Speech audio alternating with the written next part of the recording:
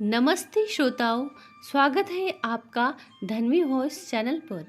श्रोताओं, दशरथ के यहाँ कोई संतान नहीं हो रही थी। निराश होकर गुरु वशिष्ठ से कहा। गुरु वशिष्ठ के कहने पर यज्ञ हुआ तो राम आए। राम जी को प्रकट कराने के लिए अन्य कई कारण हैं, अन्य कई भूमिकाएं हैं। कई लोगों को श्रेय मिलेगा, लेकिन मुख्य श्रेय गुरु वशिष्ठ को मिलेगा। ईश्वर को प्रकट होना है तो कोई साधारण घटना नहीं होती। राम के रूप में ईश्वर प्रकट हुए, इसका एक कारण वशिष्ठ भी थे। वशिष्ठ के काल में जितनी महत्वपूर्ण घटनाएं हुई, वे राम राज्य में सहायक बनी। एक तरह से वे राम राज्य रूपी महल के संबल थे। ज्ञान का भंडार गुरु वशिष्ठ कथा जरूर सुने। यह कथा सुनने से आपकी मनोकामना जरूर पूर्ण होगी। जो पिता के पैरों को छूता है वो कभी गरीब नहीं होता। जो माता के पैरों को छूता है वो कभी बदनसीब नहीं होता। जो कभी भाई के पैरों को छूता है वो कभी गमहीन नहीं होता। जो बहन के पैरों को छूता है वो कभी चरित्रहीन नहीं होता। और जो गुरु के पैरों को छूता है उस जैसा कोई खुश नसीब नहीं होता। भरत को ऐसा राज्य नहीं चाहिए जिसमें राम न हो, मगर पिता आदेश से बंधे राम नहीं मानते। चरण पादुका लेकर भरत आते हैं, उसी को सिंहासन पर प्रतिष्ठित करके राज्य चलाते हैं। भरत नंदीग्राम में रहकर गुरु वशिष्ठ जी से आज्ञा मांगकर राज्य का संचालन करते थे। तो अभिप्राय यह कि वशिष्ठ जी ने अपने ज्ञान पुण्य प्रताप से रघुवंश को ऊंचाई पर पहुंचा दिया। ऋषि वशिष्ठ को राजा बने बिना जो सम्मान प्राप्त था, उसके सामने राजा का पद छोटा दिखता था। गुरु वशिष्ठ संत शिरोमणि है, गुरु शिरोमणि है, ज्ञान शिरोमणि है। आध्यात्मिक संसार में जितने भी सोपान हो सकते हैं, उसके शिखर पर विद्यमान है गुरु वशिष्ठ। कालिदास ने लिखा है कि जो रघुवंशी थे वे विद्या का अभ्यास करते थे।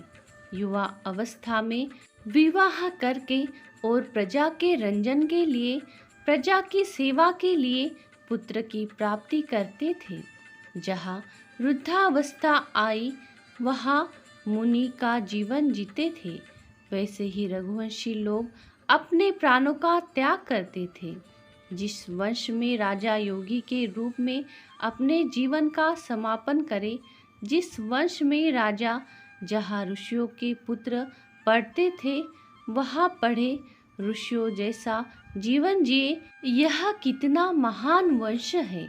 विश्वामित्र वशिष्ठ जी की गौ कामधेनु पुत्री का नंदिनी का अपहरण करना चाहते थे। विश्वामित्र जी की सेना हार गई। ऋषि से पराजित होने के बाद विश्वामित्र जी को लगा कि सामान्य बल से तपोबल श्रेष्ठ है। विश्वामित्र तपोबल अर्जित करने में जुट गए। फिर वशिष्ठ के पुत्रों को मार दिया, लेकिन वशिष्ठ जी ने अपने ऋषित्व को कहीं भी क्षतिग्रस्त नहीं होने दिया। विश्वामित्र ने फिर तपस्या शुरू की। कहते हैं कि उन्होंने महाराज सुदास को शाप देकर 12 वर्ष के लिए राक्षस बना दिया। उस राक्षस ने ही वशिष्ठ जी के पुत्रों को नष्ट कर दिया था। गुरु वशिष्ठ कभी क्रोधित नहीं होते थे, हमेशा ही संयमित और प्रसन्न रहते थे।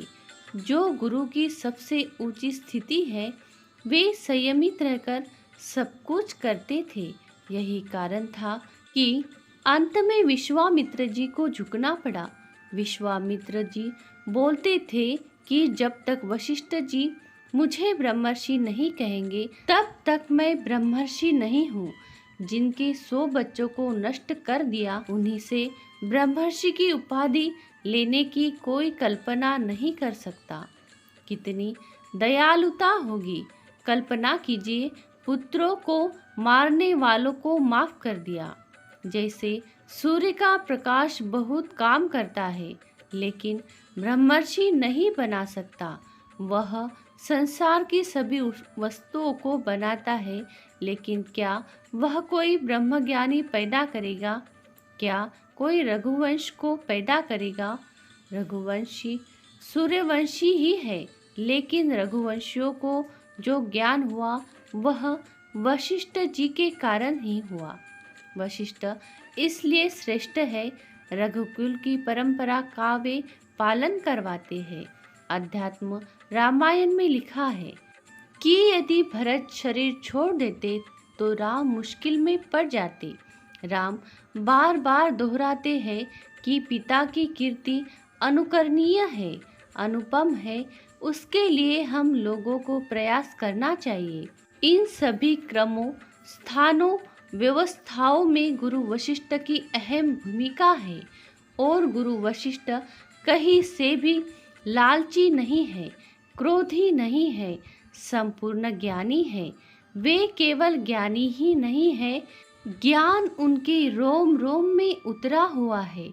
यदि किसी को संत में निष्ठा नहीं हो रही है तो उसे गुरु वशिष्ठ जी को ही संत के रूप में देखते हुए प्रेरणा लेनी चाहिए।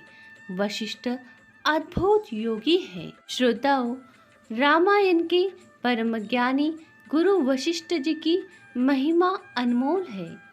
ऐसी ही अलग कहानी सुनने के लिए हमारे धन्वी वॉइस चैनल को श्रोताओं सब्सक्राइब जरूर करें, लाइक करें, शेयर करें, कमेंट में जय सिया राम जरूर लिखें।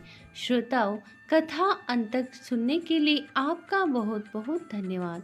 बोलो जय सिया राम।